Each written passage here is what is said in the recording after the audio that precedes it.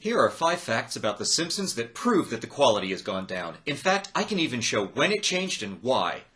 Number 1, turnover in writers. There has always been a revolving door of writers for The Simpsons, and that cast has grown over the years just as much as the cast of characters on the show itself. But evolution doesn't always mean improvement. Many of the early writers for the show went on to bigger and better things. Conan O'Brien, who wrote such classic episodes as Marge vs. the Monorail and Homer Goes to College, is obviously a great example. Jennifer Crittenden wrote several great episodes like And Maggie Makes 3 and The Twisted World of Marge Simpson before moving on to memorable work on Everybody Loves Raymond and Seinfeld. It's not just the writers either. Brad Bird directed early classics like Krusty Gets Busted and Like Father, Like Clown before going on to make movies like Mission Impossible 4 and The Incredibles.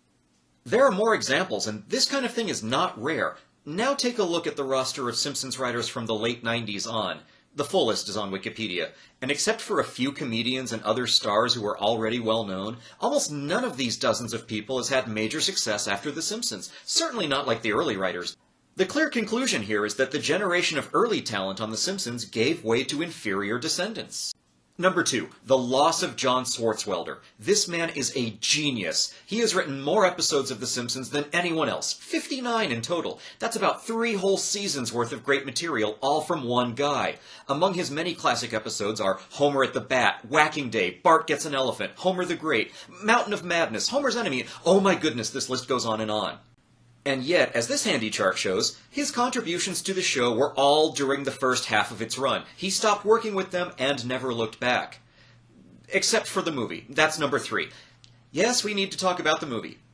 You can't say The Simpsons sucks now because look at how great the movie was, and that came out years after your so-called golden era. Well, yes, that's true, but it actually proves my point because look at who wrote it. These 11 guys are credited with working on the screenplay. You notice anything here? All of these guys are from the glory years, and James L. Brooks helped develop it but doesn't actually have a writing credit for any episode. Here's what season they each started writing for. Most of them come from season 1. But maybe they were still making the show good, you say. No. This is the last season they each wrote for. Gene and Merkin recently wrote single episodes after many years of absence, so they're not really part of what the show has been in recent years. Again, notice anything? Not only were most of them not affiliated with the series when they wrote the movie, most of them haven't shaped the show in the 21st century at all.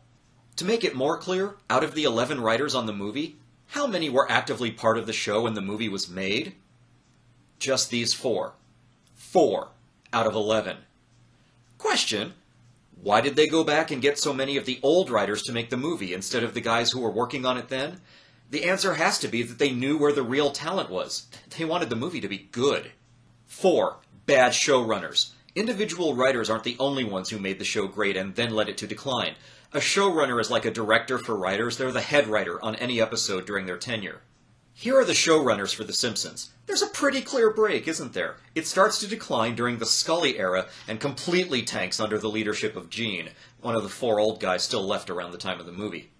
Finally, number 5, it isn't just about the writing. There's an easy way to demonstrate its lack of cultural impact now.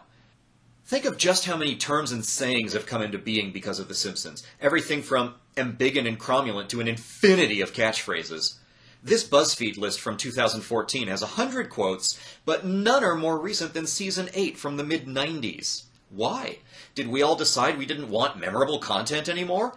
Or did The Simpsons stop providing it so we had to look elsewhere for our communal parlance? Think of all the other shows that we quote from now. In the age of memes, quotable content is more popular than ever. And I think the popularity of the lyrics to Spider Pig from the Simpsons movie proves that we want that content from The Simpsons, but are being starved of it by the series. In fact, we can pin down the end of Simpsons quotes dominating our discussions around the same time that the writing took a nosedive, as shown above. And that, my friends, is 5 things that prove that The Simpsons just isn't as good as it used to be.